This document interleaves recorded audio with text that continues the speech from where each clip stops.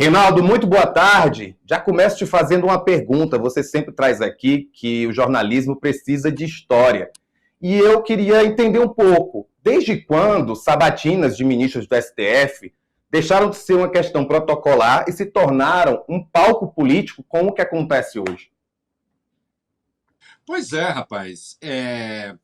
Veja, uma dimensão política sempre tem, porque, afinal de contas, é um indicado do presidente da República que vai passar pelo crivo do Senado. Então, sim, sempre há um peso político. O que nós temos de inédito agora, e inédito e nada bom, é que, na verdade, a sabatina do indicado é só um palco para um confronto entre oposição e governo e para testar algumas convicções do ministro, mas não em relação à Constituição. Né? O que a gente tem ali, a gente viu há pouco, nós vamos discutir, nós estamos vendo pessoas a defender teses golpistas e pretendendo que, de algum modo, né, o candidato endosse as suas teses. Veja, teses estas que não tem nada a ver com governo, composição, tem a ver com o triunfo ou não da Constituição. Né?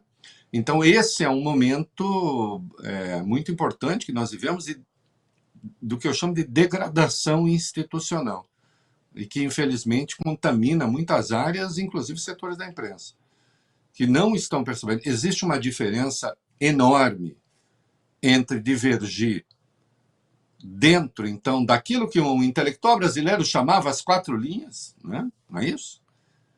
E, na verdade, romper as quatro linhas. Pegar a metáfora mais crua, mais óbvia, mais evidente. Né? Se nós formos jogar uma partida de futebol, tem de prevalecer as regras. Né? Acho que são 17 agora. Eu não posso entrar cumprindo as regras e você entrar prometendo quebrar minha canela. Né? Ultimamente, nós temos uma depredação das próprias regras. Né? Isso, de algum modo, está presente nessa sabatina, que está em curso. O Messias está indo muito bem, nós vamos tratar em detalhes. Exatamente, Reinaldo. O Jorge Messias, como você disse, está sendo sabatinado agora pela Comissão de Constituição e Justiça do Senado e, pela primeira vez, o indicado pelo presidente chega a essa situação sem ter certeza da aprovação. Ele conta com 25 votos favoráveis já declarados e 22 contrários de antemão. Precisa ganhar pelo menos mais 16 para chegar aos 41.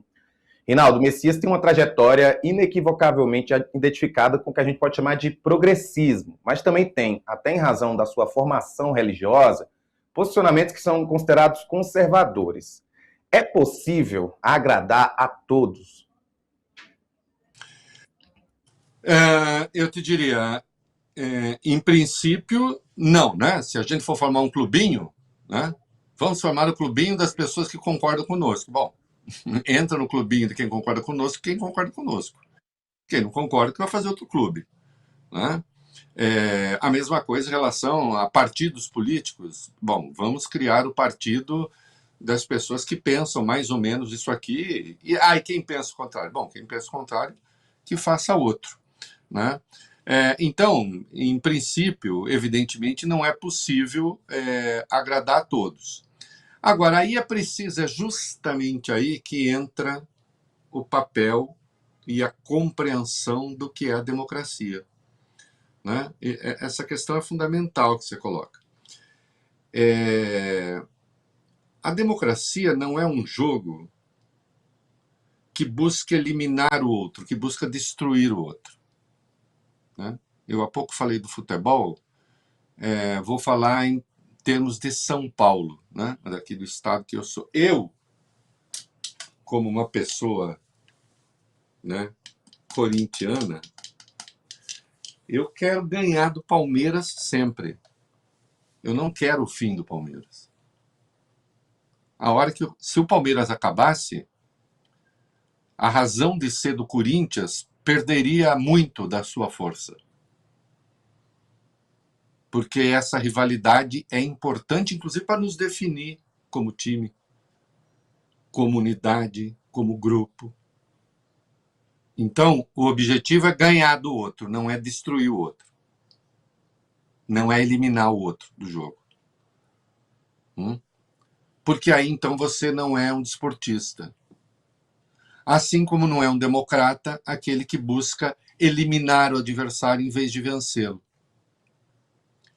E se uma vez derrotado, em vez de aceitar a derrota e treinar para ver se ganha o próximo jogo, resolve fazer confusão, resolve bater em todo mundo, resolve dizer que o jogo não vale. Então, não é possível a Messias agradar a todos 100%. O que tem de ser visto aí, e é por isso, querido, que desde nunca houve, a não ser no Floriano Peixoto, né, 1894, nunca houve rejeição de indicados para o Supremo, porque se entende que esse indicado vai lá para demonstrar que ele tem condições de zelar pelas regras, de zelar pela Constituição, e não de fazer a vontade de cada um. Porque fazer a vontade plena de cada um, fazer o gosto pleno de cada grupo, é obviamente impossível. Não existe essa personagem. Não existe esse candidato. E isso foi compreendido das outras vezes, ora com mais votos, ora com menos votos, enfim. Mas o que se queria saber era isso. E bons ministros foram aprovados, ministros ruins foram aprovados. Enfim, não vou agora fazer, mas eu também, tem um monte de gente lá no Supremo, alguns lá no Supremo que acho que não deveriam estar lá. Mas e daí que eu acho isso?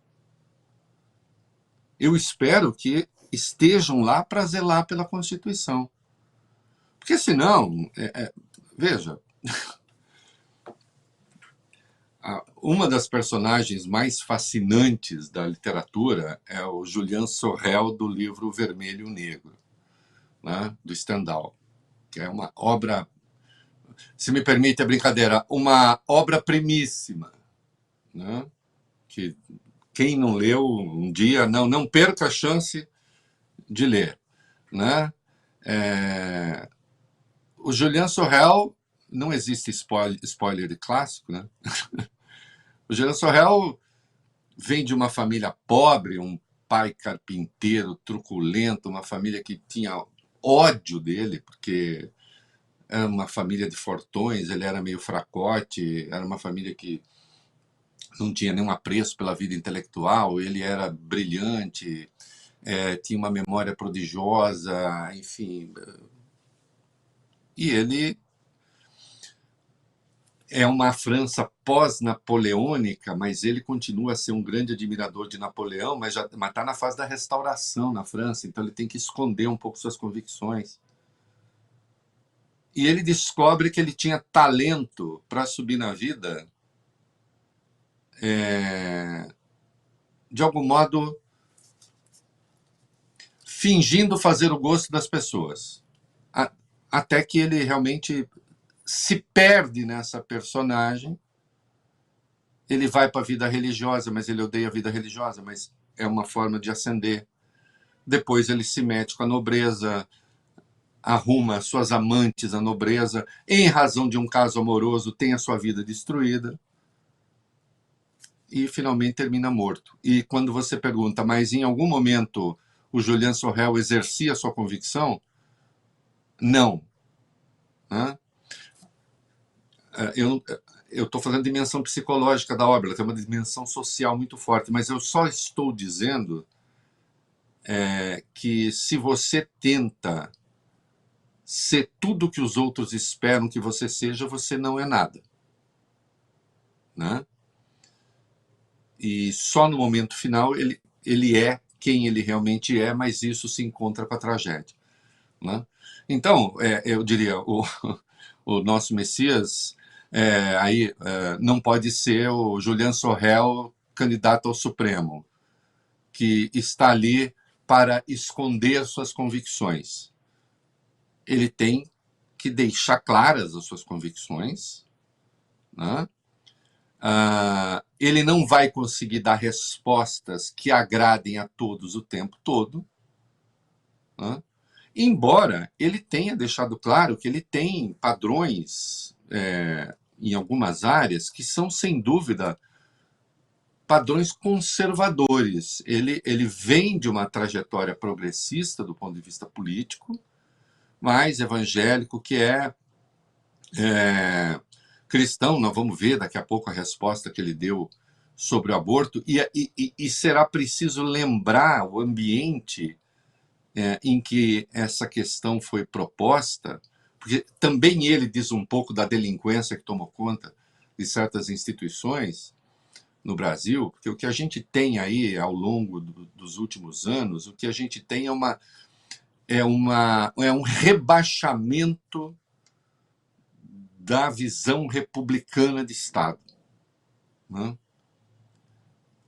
Há grupos no Brasil que têm a certeza de que precisam chegar ao poder para impor as instituições republicanas, não a sua, enfim, para que as instituições republicanas não sejam aquilo que elas estão vocacionadas a ser, de todos, né? Para que as instituições republicanas sejam uma espécie de propriedade privada do grupo que dela se a senhora toma conta. Isso ficou claro hoje de novo, né? Não há nenhuma razão para rejeitar o voto em Messias, né? Isso aconteceu no Brasil. O tribunal é de 1890, Supremo Tribunal Federal, né?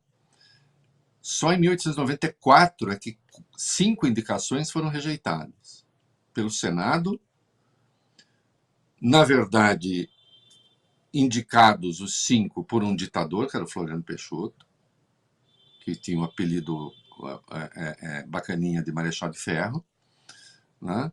Mas ali era uma situação excepcionalíssima, né?